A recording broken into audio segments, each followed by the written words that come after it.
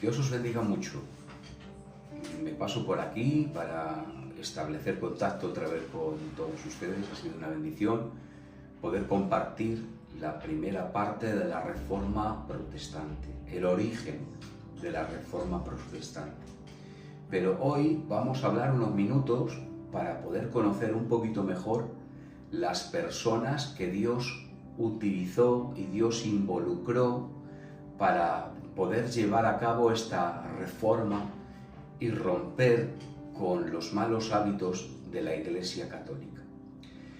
Deberíamos de hablar en primera instancia, en primer lugar, a los pre-reformadores, a los que antes de la Reforma, muchos años antes de la Reforma Protestante, en el año 1517, Dios fue preparando el corazón de hombres de Dios para que ellos empezaran a gestar poquito a poco en los corazones del pueblo de Dios y también de manera histórica fueran recorriendo estas verdades hasta que llegaran a hombres que pudieran implantar y dar a conocer cuál era el plan de Dios.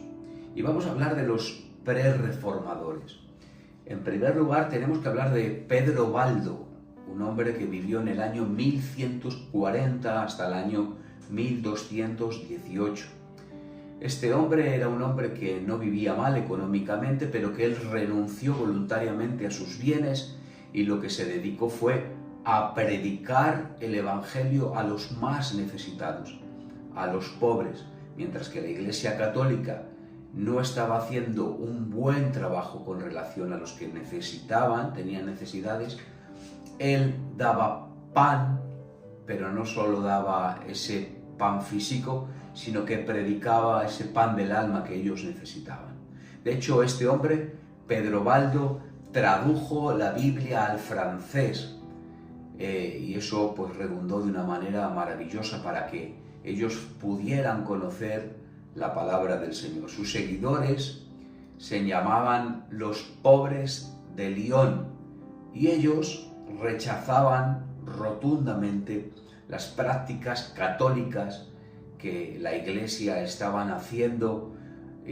Sobre todo se estaban centrando en no hacer la misa a los difuntos y para nada abrazaban evidentemente las indulgencias.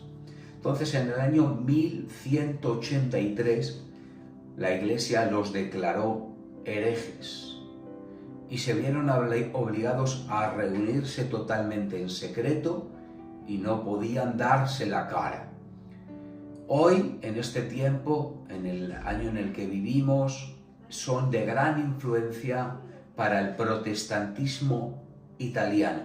En esa zona de Italia, estos hombres llamados los valdenses, ya que fueron unos grandes precursores acerca de la Reforma, los valdenses tienen una grande aceptación e influencia. Tenemos que hablar también acerca de otro hombre mucho más conocido, John Wycliffe, en el año 1329 hasta el 84. Este hombre fue reconocido y le conocieron con un sobrenombre. Le llamaban la estrella de la mañana de la Reforma, porque fue quien comenzó como una estrella antes de que amaneciera. Criticó fuertemente la riqueza monetaria de la Iglesia, pero por ende también criticó la decadencia bíblica. Tenían mucho dinero, tenían mucha economía, pero había una decadencia bíblica en medio de la Iglesia. Él estuvo defendiendo constantemente de que los cristianos, todos los cristianos, tienen un acceso directo a Dios. Entonces, no estaba haciendo el Evangelio exclusivista, partidario, sino que era para todo el mundo, para que todo el mundo pudiera recibir y escuchar la verdad del Evangelio. Él predicó que la moralidad, ser morales, vivir de una manera recta, era totalmente esencial para el cristianismo. Y de hecho él predicó en contra, condenó el culto a los santos. Estamos hablando de más de 200 años, casi 200 años de la Reforma. Jan Hus, en el año 1372, vivió hasta el 1415. Él exigía rotundamente que la tradición de la Iglesia y las enseñanzas de los padres de la Iglesia debían de estar sujetas a la Biblia. La tradición de la Escritura, la tradición, de la Iglesia, no estaba siendo sujeta a la Escritura, ni las enseñanzas de los padres de la Iglesia deberían de estar sujetas a la Escritura. Entonces él exigió y criticó los abusos del poder que la Iglesia tenía y llevó a ser condenado, y finalmente él fue ejecutado en el Concilio de Constanza en el año 1415. De hecho, quemaron sus huesos después de muerto, sacaron los huesos, los quemaron y arrojaron las cenizas al río Rin. Lo hicieron con intención de borrar simbólicamente la doctrina y evitar que se idolatraran y fueran venerados las reliquias, los huesos de este hombre santo de Dios, Jan Hus. Tenemos otro muy conocido también, Savonarola, en el año 1452, ya se acerca un poquito más a la Reforma, y este condenó la corrupción moral del clero y el lujo de la Iglesia, la pomposidad en medio de la Iglesia, y condenó la decadencia espiritual de la sociedad. Ellos estaban viviendo en una alta moralidad y en un alto lujo, pero la decadencia espiritual de la sociedad no estaba siendo sanado. Condenó profundamente el poder corrupto de los Médici. Había un banco que en ese tiempo se creó y ese banco enriqueció a varios a su antojo, entre ellos a grandes hombres de la Iglesia Católica. Y estuvo muy en contra con relación a ciertos hombres y papas renacentistas. Él creó algo que se llamó la hoguera de las vanidades. La hoguera de las vanidades fue un evento que se creó en el carnaval del año 1497 en Florencia, y lo que estaba haciendo era denunciar la práctica pagana. Mucha gente era cristiana, iba a la iglesia, pero luego vivía con su paganismo, con sus libros, sus naipes, sus dados. Y los jóvenes que fueron doctrinados por Savonarola recorrían las calles, entraban en las casas, y los demás, quien se les predicaba, tomaban sus naipes, sus cartas, sus dados, sus libros esotéricos, y aun la riqueza que propagaban, una vanidad sin Dios, la daban para que la ofrecieran en esa quema, en esa hoguera de las vanidades. Estos jóvenes marchaban por las calles cantando himnos que estaban compuestos por el propio Savonarola. Y esta hoguera se construía en una enorme plaza, donde se construía una enorme pirámide. En esta plaza pública se dice que esta pirámide, con esos objetos, llegaban a ser con una base más o menos de 20 metros cuadrados, pero que llegaban o superaban los 18 metros de alto. Se apilaban los objetos y allí se les prendía fuego. Todo el mundo hacía voto de corazón a no estar sujetos a esa vanidad. Cosas de la vida que Savonarola fue ahorcado y posteriormente lo quemaron en la misma plaza que él hacía la hoguera de las vanidades.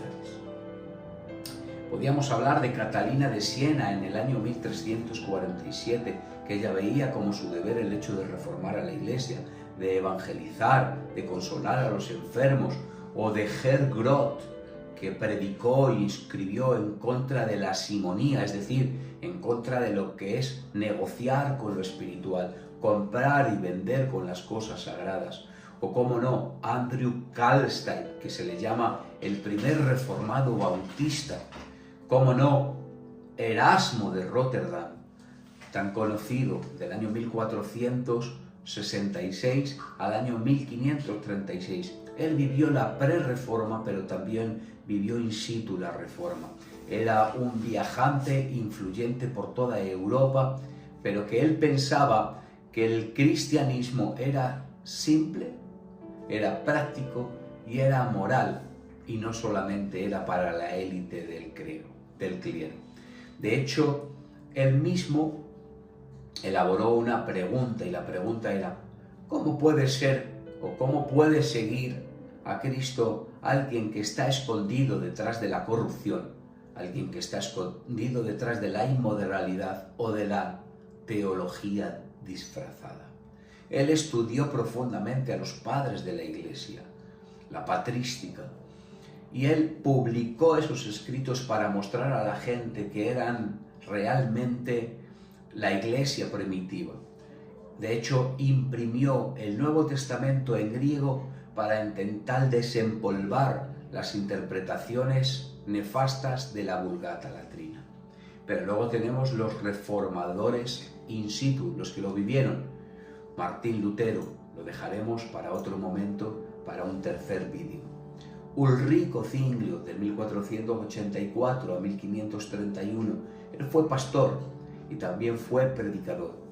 El estudio que tuvo sobre el Nuevo Testamento que hizo Erasmo le dio una nueva perspectiva sobre el Evangelio, y lo que hizo fue implementar reformas totalmente radicales. Abolió la misa, rechazó totalmente el papado y tradujo la Escritura. Dejó un legado potente, significativo, estable, publicando grandes obras como las 76 tesis y un comentario sobre la verdadera y la falsa religión. El muy famosísimo John Knox vivió del año 1515 al 1572. Fue el principal teólogo y el principal arquitecto de la Iglesia reformada en Escocia. Lo que hizo fue atacar la religión sin vida, y también escribió acerca de ello. Juan Calvino, el abogado, el erudito francés, en 1530 le hizo un reformador de segunda generación. De hecho, él escribió Institución de la Religión Cristiana.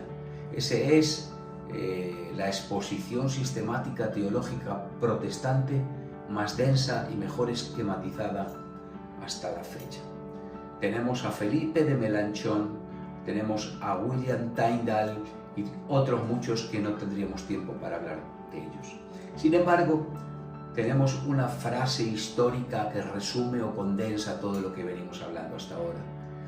Esta frase dice: Whitefield encendió la chispa, aquel que era pre-reformado.